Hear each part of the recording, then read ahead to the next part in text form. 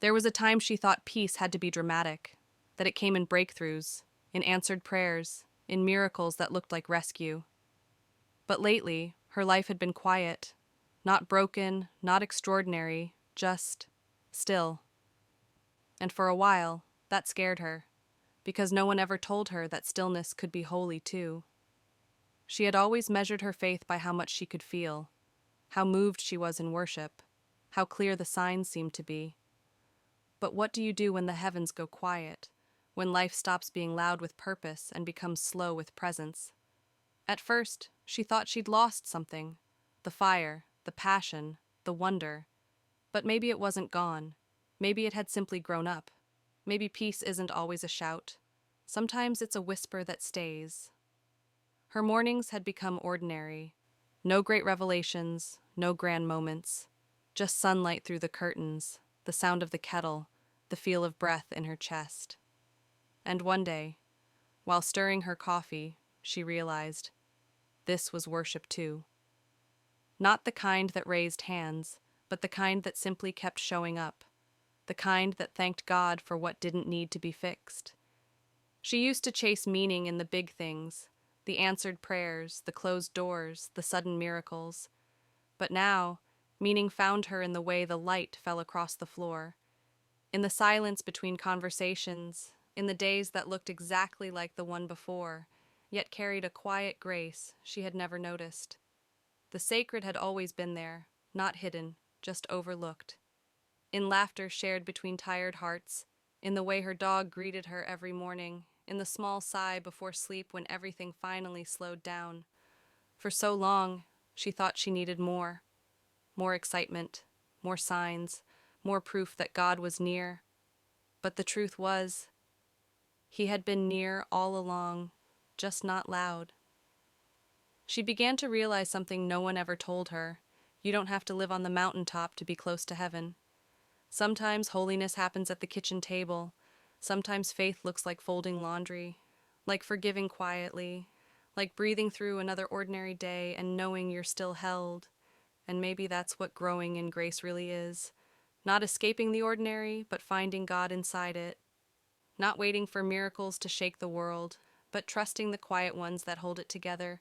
So if your life feels slow, if the days feel small, if you're wondering why everything looks the same, this is for you.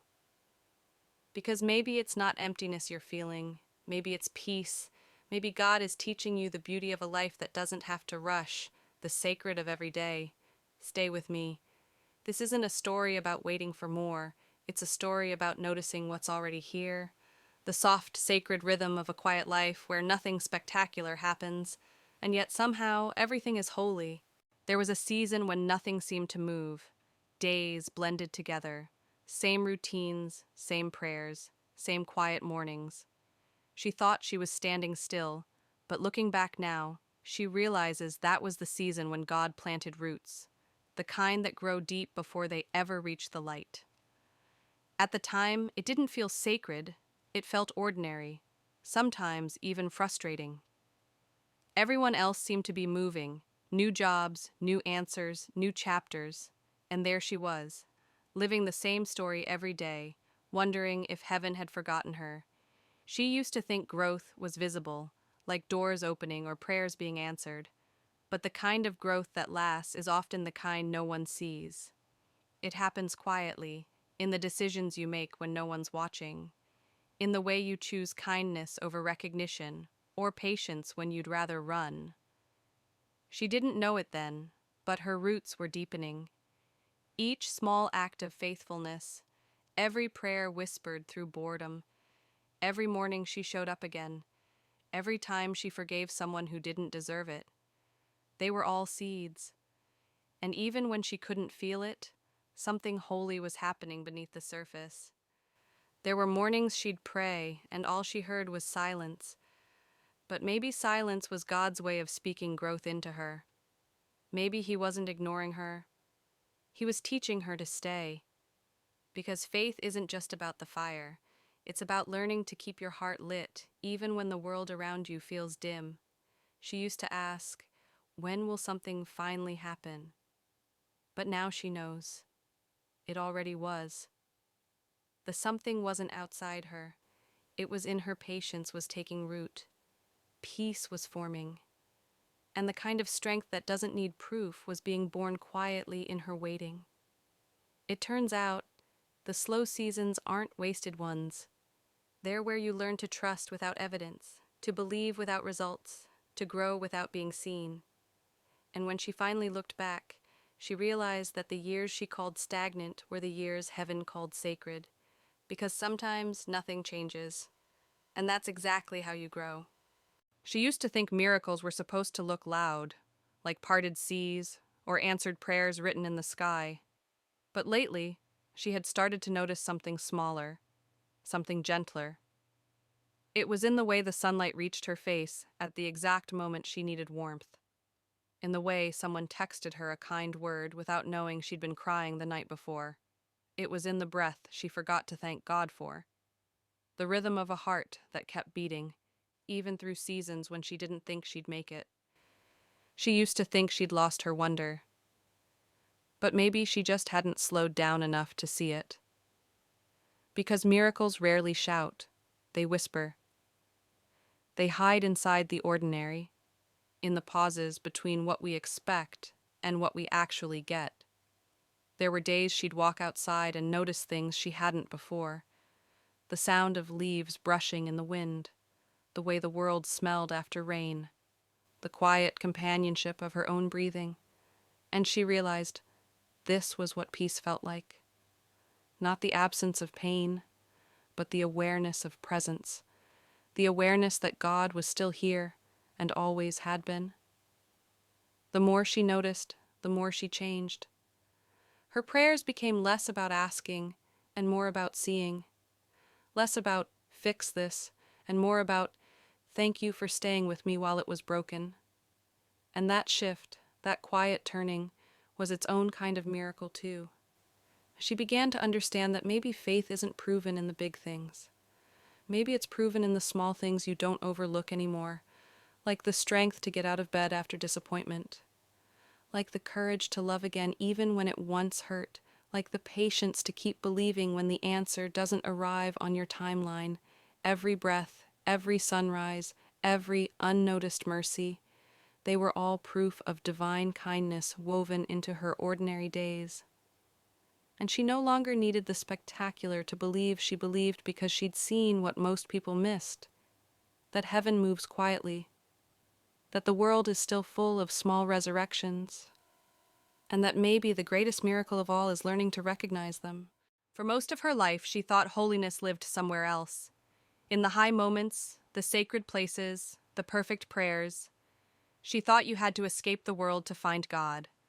But now she was beginning to see He had never left the world at all. He was in it, in everything. It started with small realizations, the sound of her heartbeat as she washed the dishes, the quiet rhythm of rain on the roof, the laughter of someone she loved, echoing through the house. It wasn't spectacular, but it was sacred, because the sacred isn't always what takes your breath away.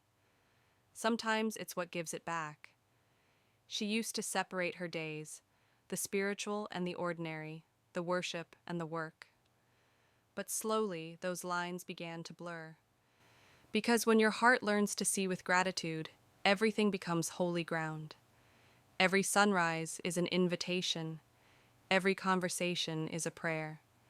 Every act of care, even the smallest one, is an offering that heaven notices.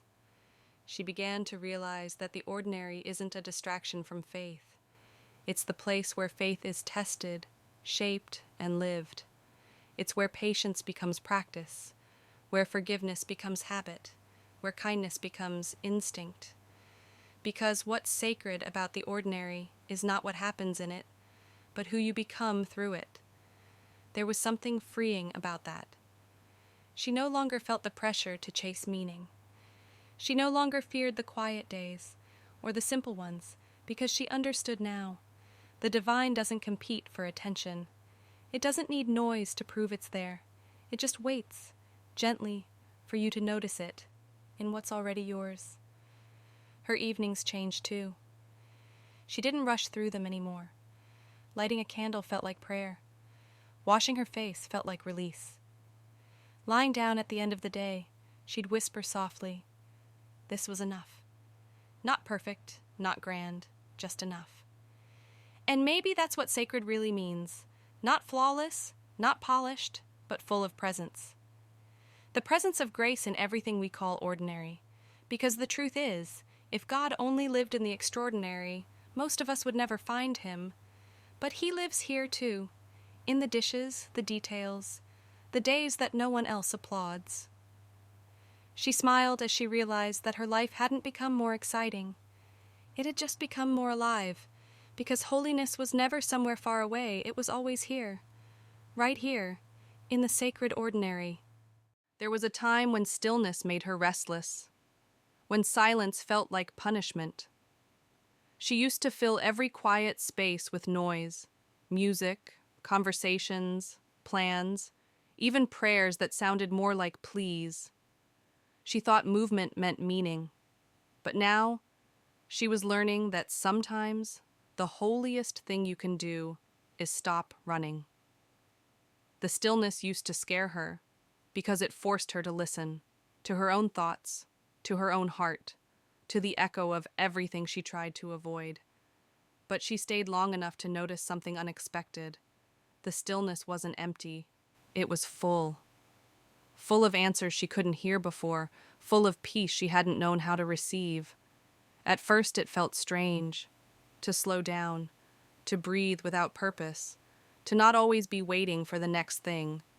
But eventually it became a rhythm, a sacred one, the rhythm of trust, the rhythm of being enough, even in pause.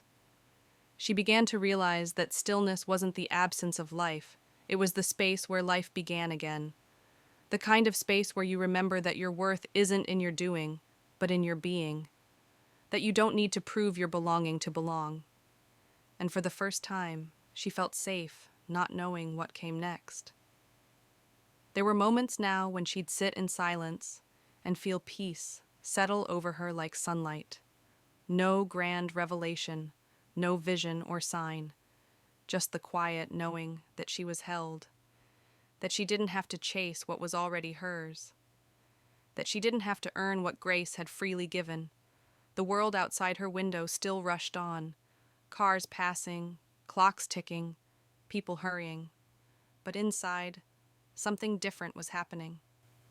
Stillness had stopped being a place she visited and had become the place she lived. It was her home now, a quiet one but filled with light.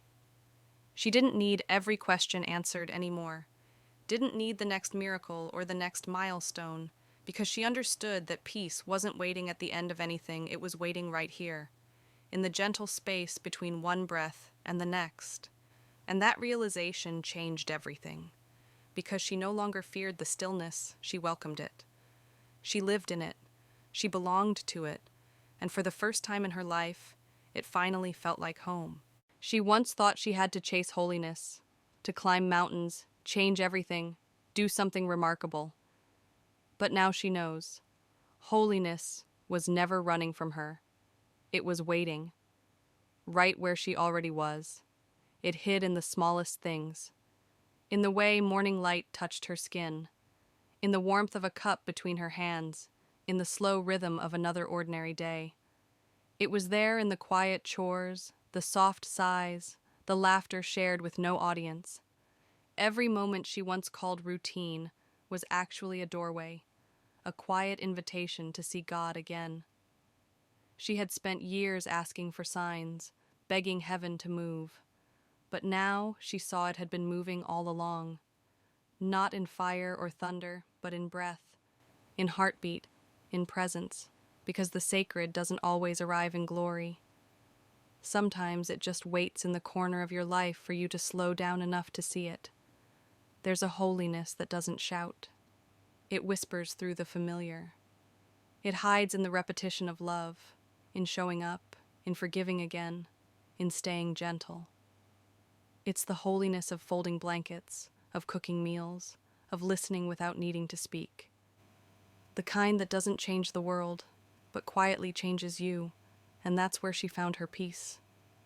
Not in the new or the grand, but in the steady grace of every day. in the simple fact that nothing needs to be spectacular to be sacred. She finally understood that holiness isn't a destination. It's a way of seeing. It's realizing that life, in all its ordinariness, was never just life. It was always sacred. So now, when she wakes, she no longer asks, "What will happen today?" She simply whispers, "Let me notice you again." And that's enough. Because when she learned where holiness hides, she stopped searching for meaning and started living it.